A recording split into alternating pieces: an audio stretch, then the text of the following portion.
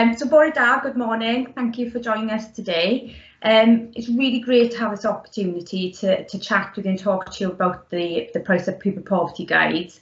But more importantly, I think, is to be able to demonstrate to you really how you can use it as a tool to increase, sort of awareness of poverty and understanding, and then obviously to remove those barriers that poverty can create for children and young people in particular in a sort of learning and well-being environment. The guides are very much school focused, and they do, throughout the webinar I will be mentioning quite often schools and sort of educational settings, but it is important to know that these guides can really be used across any setting, and the principles and the values that these guides sort of hold really are very, very manageable in terms of looking at them from any setting, providing you're working with children and young people sort of from those disadvantaged or low income families. So just bear that in mind when I mention sort of schools or educational settings. So today, webinar, I'm going to sort of focus really on just giving you a bit of summary really, just explaining where the guides have come from, what's their purpose and why do they exist.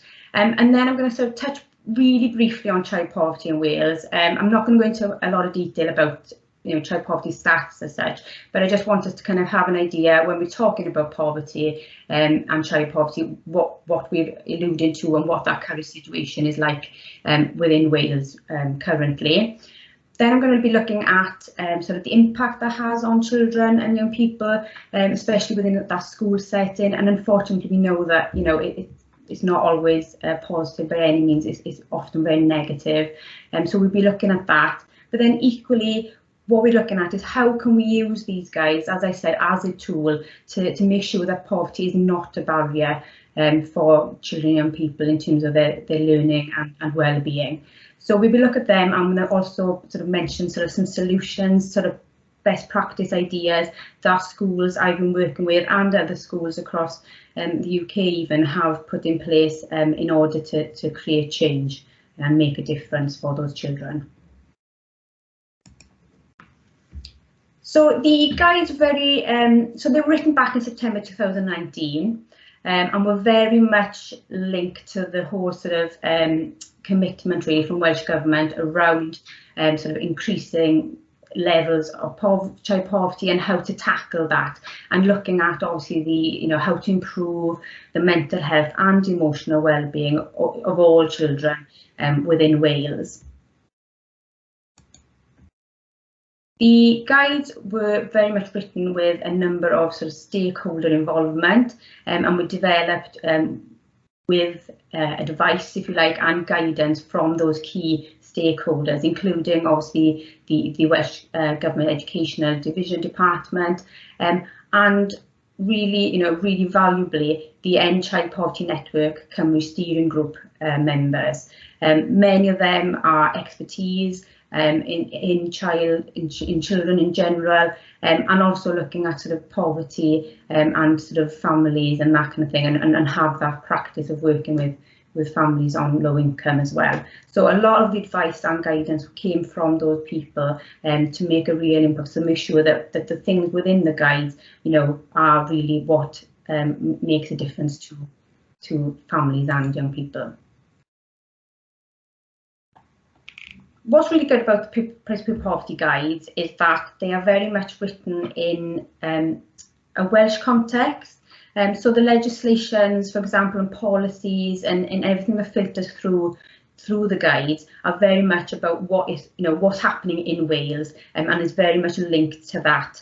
So it uses lots of examples, best practice links and things, linked to Estyn, for example, and links to key reports that are happening within Welsh Government and within that Welsh context. So that's really important because it's really about Wales and very much, that whole idea about, designing Wales, developed in Wales, for schools in Wales and ultimately for children and young people in Wales. A lot of the research and reports that I've said that were looked at and sort of evaluated, etc., and put into these guides really looked at the relationship really between child poverty in particular and education. The idea was to really look at, what does it mean, what are the barriers, and what can we do differently, how can we make those changes to create a better environment and better more equitable experience really for those pupils and obviously those families who have children in school. It's very much linked to the PDG agenda, which for those who aren't aware is the Pupil Development Grant. So the Pupil Development Grant is obviously focused around creating money, sort of funding really for those families and those children who need it the most in that educational setting. It looked at the on the money inquiry, and that was one of the main tools that it used when it was sort of investigating sort of certain areas and linking into that agenda.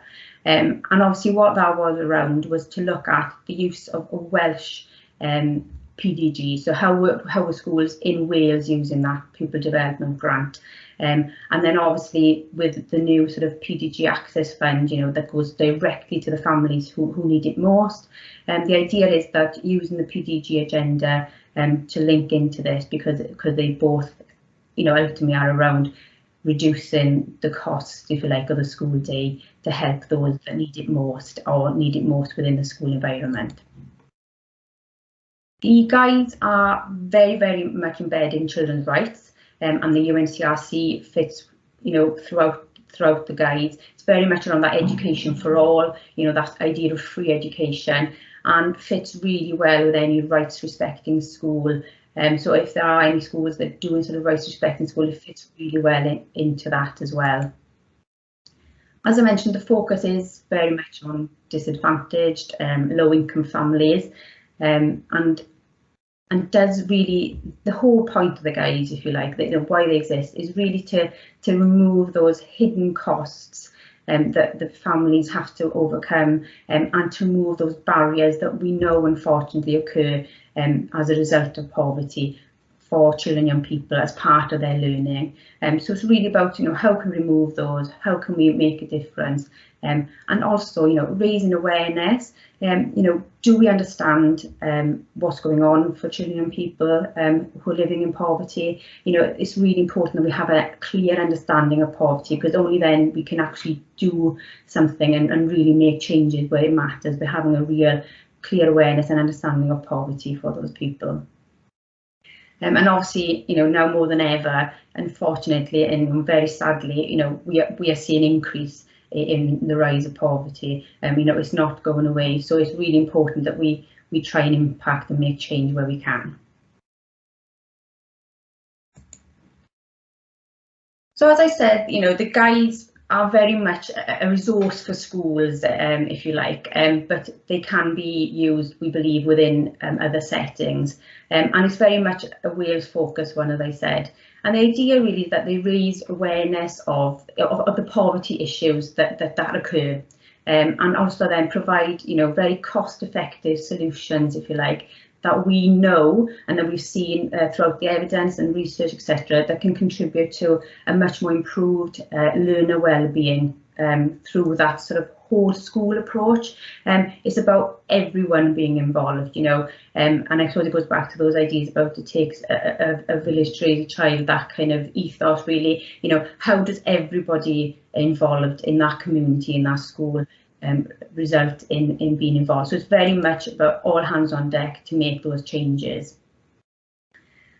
So we know obviously there are, unfortunately, a number of practical challenges, if you like, that children from low income and disadvantaged families have to overcome, if you like, as part of their sort of school day that they have to navigate.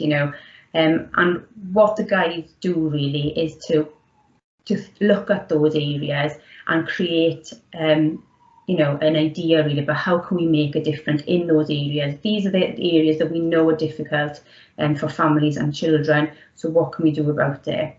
So as part of that, what the guides do is identify those barriers, those sort of hidden costs almost, if you like, and those practical challenges. And what it does suggest 5 key areas that need to be considered really when we're trying to look at making those changes for those families and children. So those 5 key areas are understanding poverty, school uniform and clothing, food and hunger, participation in the life of the school, and that is really around that extracurricular activity. So, you know, that the after school clubs, the trips, the you know, all those things that sort of perhaps sit outside the school, but it's really about that whole participation for that child. You know, how can they be involved and get the most out of that opportunity of being in school, for example, or being within that setting? How do they get the most out of it, and what barrier there might be in place as a result of poverty, for example. So that really focuses on that in that area. And then finally, the home-school relationship. Again, this is really around, you know, that home environment and that parental engagement, if you like, and brings up the, you know, how do we know what's going on at home and what they bring to school. So it's really having that understanding between the two areas, because they obviously impact each other greatly. So it focuses very much on that.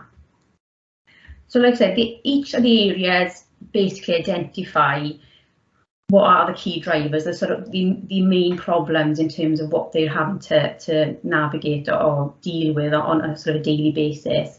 And then what it does then is to look at the impact of that. And like I said, it's usually negative, unfortunately, but the guides provide solutions, you know, based on best practice, what we know works, and those are then, as part of the guide, you can utilise that information then to create that change. So the guides are available on the hub and also on the Children in Wales website if you want to have a look at them. They're available bilingually, so you can access them in Welsh or English, and they're both on there for you to have a look. Also, it's probably worth mentioning as well that during the COVID-19, obviously when we had the school closures, you know, when we had that whole home learning, for example, we did create an additional guide, which is sort of a mini guide, and that was written, as I said, in the May 2019, and that was really focusing on probably just more 2 focused areas, because that's what we felt that could still be focused on during that period with schools closed, and that was food and hunger and the homeschool relationship, obviously. And the guides themselves, even though obviously we're back in schools and things like that, they're still really relevant, useful information on there as well. Again, it follows a similar path to the original guides, where it looks at, you know, some of the issues that we're facing and then suggesting some solutions and ideas. And also on that guide, there's a lot of useful sort of links to web pages, or sort of being able to sort of signpost families on and that kind of thing. So it's still really worth a look at now. So why sort of take these guides on? Why, you know, take these forward in your setting or your school? We know that the benefits, you know, are really great, and we know that there's a lot of impact being seen by evidence, for example. So ultimately, you know, what you will get is, you know, a real poverty awareness for all. So that's the whole school thing, everybody having a clear understanding, you know, which is really important. Policy and practice that remove stigma. You know, we know the stigma is a huge area and you know, and difficult for a lot of people. So, you know, it does remove those. It makes you think about, you know, does that create stigma, or, you know, unintentionally in most cases, but does what we put in place create stigma, and actually how do we remove it? You know, that's a really important thing, and that's what these guides help you to think about and to do. And obviously reduction of or removal of costs to that participation for those children and young people as well, and also that reduced financial pressure for families. You know, if they've got more awareness about where to go for help or who to go to, or being able to access stuff, then they will have that sort of reduced the stress really in terms of being able to access support and things like that. And ultimately, you know, what it provides really is a real, you know, an equitable experience, as we like to say, for those children. You know, a far more positive experience within the school environment, and then obviously, you know, improved well-being, which is, so important. If we feel good, if we will achieve more, that we know that. So well-being is so important, and ultimately that will help to improve that. So just for us to be clear really in terms of what we're thinking about when we think of child poverty, and when I'm mentioning sort of the poverty side of things, like I said, I'm not going to talk about it in great detail, but I just want to give you that overview really, so that we're all coming from the same place. Unfortunately, it's really, I hate to say it, but unfortunately we have the highest rate now, child poverty rate, of all the UK nations in Wales. We have sort of 31% of children living below the poverty line now. So it's not great. We have sort of 700,000 people in Wales living in poverty, and obviously 200,000 of those are children. It'll probably be no surprise that most children living in poverty will live in families that receive income-related benefits. However, there is a huge sort of growth of what we call an in-work poverty, and we're seeing more and more of that.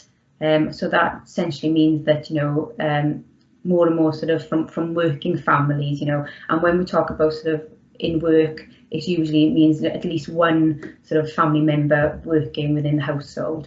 So we're seeing more and more of that. So people in work, still in poverty. And unfortunately, one of the big issues with that is that they often fall sort of just outside that threshold of financial support, of their children being eligible. So free school meals, for example, is one area that often sort of people miss out on because they're considered not to be eligible or not receiving or sleeping above that income level. Unfortunately, the truth is very different, and they are actually below that poverty line and are actually struggling to provide lunch for their children. Essentially, when we talk about poverty, it is really about, poverty is often stressful, and it often means, pressure, difficult choices. We've all heard that heating or eating, and that, it is very true, and it's very real at the minute. And obviously children and young people are part of that, and will take on a lot of those stresses. And I'll talk a bit more about that when I talk about the impact on children. But it's really about exclusion from sort of everyday activities, and obviously for families, the impact that COVID has had on these has made things far more challenging. We can't mention child poverty and poverty without talking about the impact of COVID. Unfortunately, it is the poorest households in Wales that have seen, the biggest impact, and that is pretty devastating for many of them. And as a result, we know that the strain is likely to increase. And with that, we're looking at, sort of 200,000 it's been estimated will fall into poverty as a result of COVID. So it's quite a bleak situation for many. One of the really interesting things as well is that we've seen a massive growth in free school meals. Most of the schools I'm working with currently have all had rise in free school meals. It has really jumped up. In terms of local authority, I think it's also worth noting that child poverty levels have increased across all local authority areas, and it's sort of identified now that 1 in 5 children in every local authority is living below the poverty line, and unfortunately those rates have risen. And I think across Wales, I think 20 of the 22 local authorities have seen an increase over the past 5 years.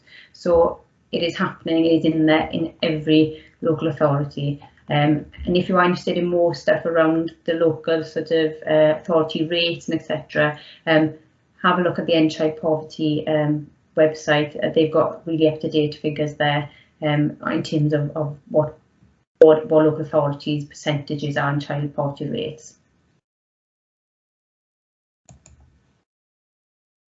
So what does poverty sort of look like within a school setting? And essentially, why is poverty and all that I've just talked about, why is that a problem for schools, and why do we need to create a difference?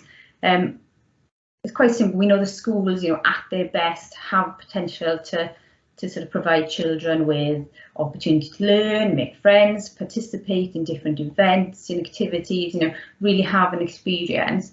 Unfortunately, we know that not every child gets that opportunity, and often as a result of poverty, creating those barriers which the guides talk about. Every child in Wales has a right to free education, but the question is it free? That's a good question, and obviously that's what the guides will make you think about. Are we paying for things? Are the costs that we can be removed? Can we make these better for families and children and young people so that they can access and have that best opportunity that they can in school? We're not saying schools can, solve poverty by any means, but it is those sort of small changes that can make a huge difference. We know that the sort of experience really for those living in poverty is very different within the school environment. Shame and stigma that surrounds poverty will often mean that parents, children don't speak up perhaps about their financial difficulties or problems affording those schools costs, and sort of maybe not coming forward to say that they can't afford the trips and things like that. So sometimes those costs can often go unseen, and we're not always aware about what we need to be actioning maybe as a result, because we don't know the true reflection of what's going on. Like I said, mention free education, but is it free? Unfortunately, we know that sort of in a class of 25, it's likely that 7 of those pupils will be in poverty, and that's come from sort of Child Poverty Action Group, who've done a recent report. And what they say is, in that class of 25, likely 7 of those pupils are in poverty, and interestingly, 4 of those will not be eligible for free school meals. So it's a really interesting thing to think about in terms of schools.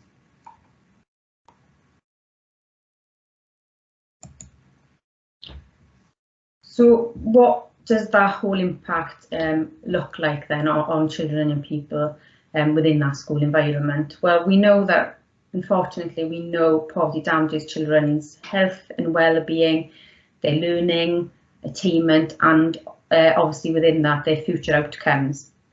There's a whole host of research and evidence, etc., that points to that poverty has that huge impact on the following areas. So we know that children from low income and disadvantaged families are more likely to experience the following. So poorer physical health, experience mental and emotional health, lower sense of well-being and life satisfaction, underachieve at school, have poorer prospects in work, experience social deprivation, feel unsafe, and experience stigma and bullying at school.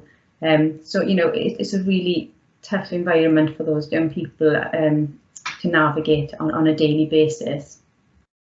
And also, we know that all these things, lack of having food will lead to inability to concentrate, perhaps poor behaviour, fatigue and tiredness, hunger, will all impact on their learning. It's a difficult situation for the children and people to be able to deal with that. And obviously, for children and people, they're still learning their emotions as well. So it has a massive impact on children and young people. For those that were in the webinar, the first webinar, you may have seen a bit of this because it's linked to the poverty survey that Children in Wales recently did. But it just really kind of supports, sadly, what children and young people are feeling, and it supports that evidence. This just demonstrates really, what that effect on children in a school setting is. And when asked the question around, in school, what affects children who live in poverty the most, those top 3 areas were being bullied, looked down on, not having enough money to take part in school trips and clubs, for example, and then not having enough money to buy right uniform and equipment. So it backs up really, what the evidence says and what children and young people are saying now at this present time as well. So when we look at what aspects of education have the greatest financial impact on families, obviously it was the top three areas there were school uniform, trips, school, meal, snacks. So that was from the sort of the professionals writing that, who were working with families. So it all supports each other. And sadly, you know, as it was said in the last webinar, you know, around 60% of the respondents specifically referred to poor emotional health as a result. And the words on the right-hand side there in red were just some of the words that were used by children to describe sort of how children living in poverty might feel within that school environment. So, you know, no confidence, embarrassed, sadness, you know, low self-esteem. So there's, you know, it's a number of things. So that really demonstrates the impact, and it's a really powerful impact that takes place as a result of poverty. I just wanted to share this with you quickly. This was done with Pupil Youth Forum when they did a workshop on sort of experience of poverty in schools. And what they did was to sort of highlight, if you like, the difference in the experience perhaps of a child from sort of a more affluent background and a sort of a more from a disadvantaged background. I'll give you two sort of a little time just to have a look at that. But like I said, the slides will be available at the end if you don't get a chance to read it. But it really does show the comparison really of that experience and the impact and the difference that poverty can play on those children and young people.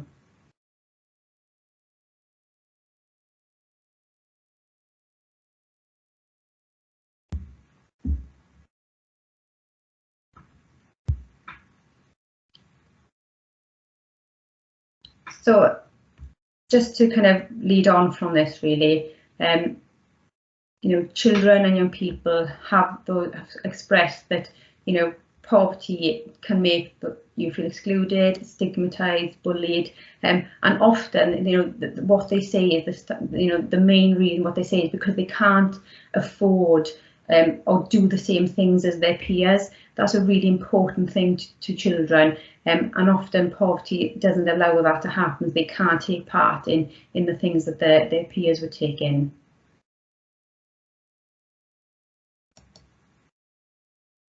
So obviously we've mentioned the sort of the impact that the poverty has, and I also mentioned that those sort of practical challenges, really, those key areas within the guide and what we're trying to cover. And it's these practical challenges that we know they have to overcome. So under those 5 headings, understanding poverty, school uniform, clothing, food and hunger, participation in the life of the school, and the home-school relationship, what that looks in practical terms is like this. So it's about, you know, do I have the right clothes, uniform? Do I have access to that? Travelling and transport costs. You know, how do I get to school? Do I get to go to the school of my choice? Is there transport to do that? Even things like after school clubs, for example, is there transport? If I don't catch the free school bus, if there is one, then I can't go to that school after school club because I can't get home. I don't have the transport cost to get home any other way. Having the right resources and equipment for lessons. We know that children will often pick subjects, especially in sort of high school, they will pick subjects based on what they might need in that subject lesson, for example. So if they have to get certain resources for that subject, they may not choose to do that, but actually ultimately want to go and do that, for example. So it's, you know, it's worth thinking about the other things that, you know, when we talk about these key themes, what's the practical challenges, and these are them.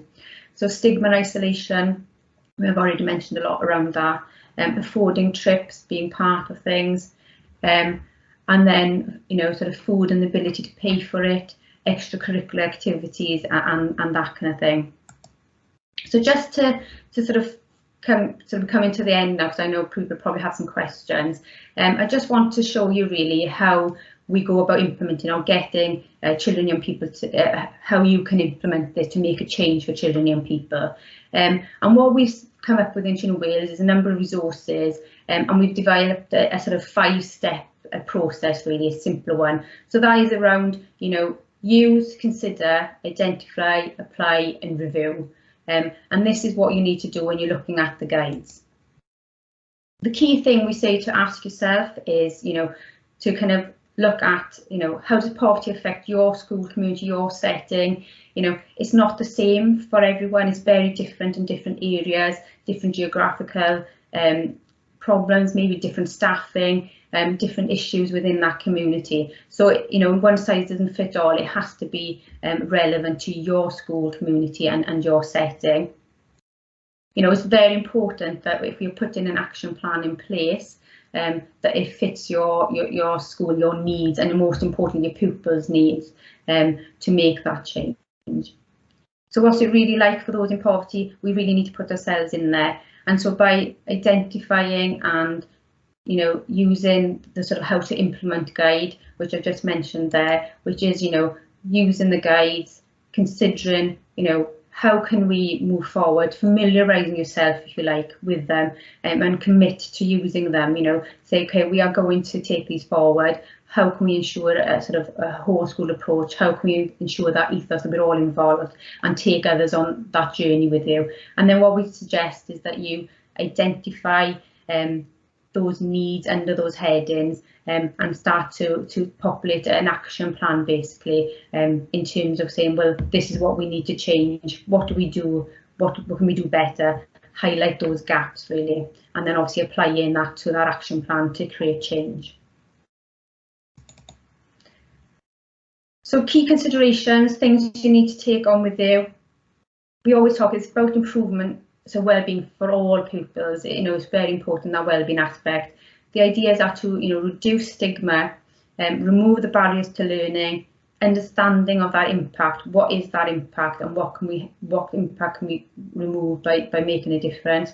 It's not just about free school meal pupils. It's often used as an indicator, but actually it's really important to consider how those other families, who may be struggling, that we don't know about. So it's really important that we consider all pupils, all families, and really not, making assumptions about what people can afford.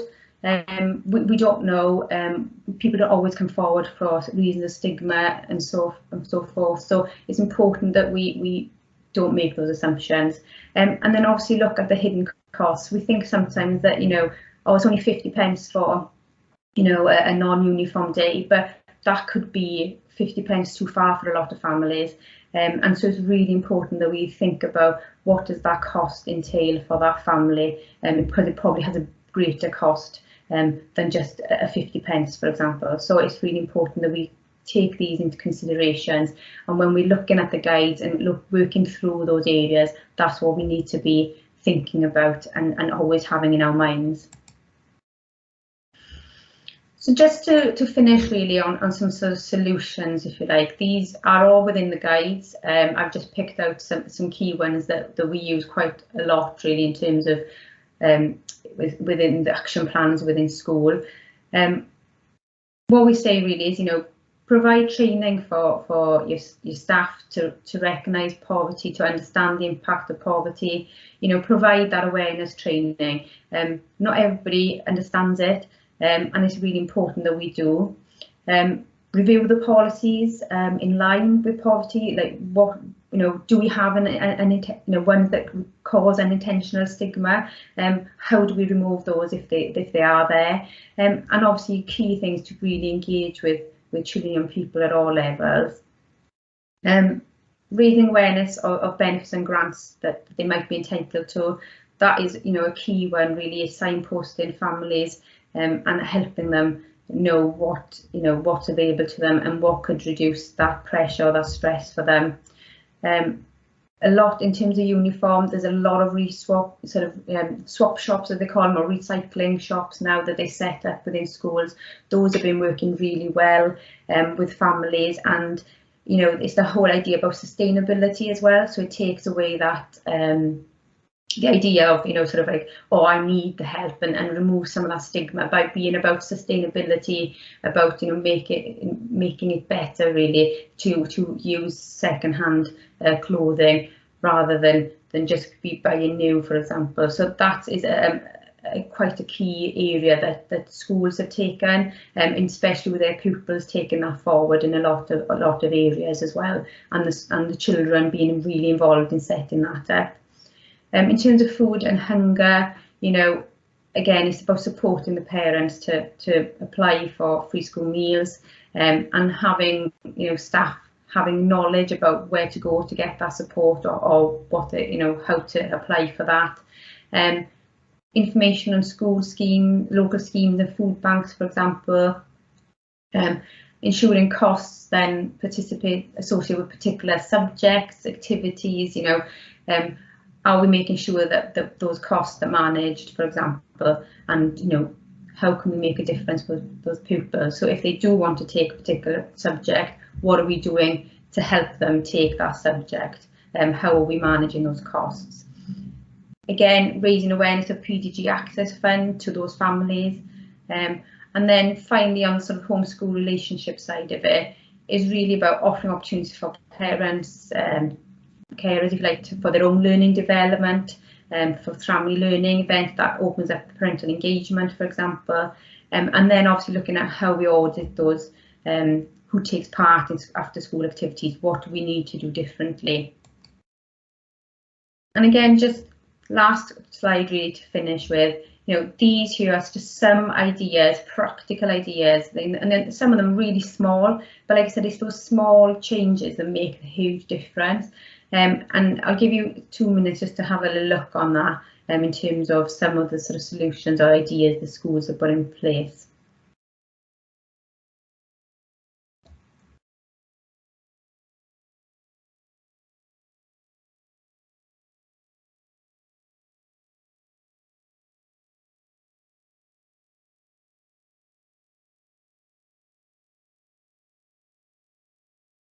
So a particular favourite of mine is where pupils in year 13 set up their own snack shop, and what they did was fund. They sort of raised money through fundraising themselves, etc., so that they could sell those items at a really discounted rate, so that everybody had an opportunity. So it was a real sort of pupil initiative, pupil-led, and actually had a great impact in terms of healthy eating, and everybody being able to access the fruit and etc., and that kind of thing. So that those are just some examples of some ideas the schools have put in place. So at Children Wales, we've got a number of resources, and especially for schools, you've got a lot of support available if you are interested in signing up. And obviously one of the things we do is to capture the work that's taking place and the difference that it's making. As a result really of implementing the guides. So yeah, if you are interested, by all means, come forward and we can have a chat. And that just about does for today.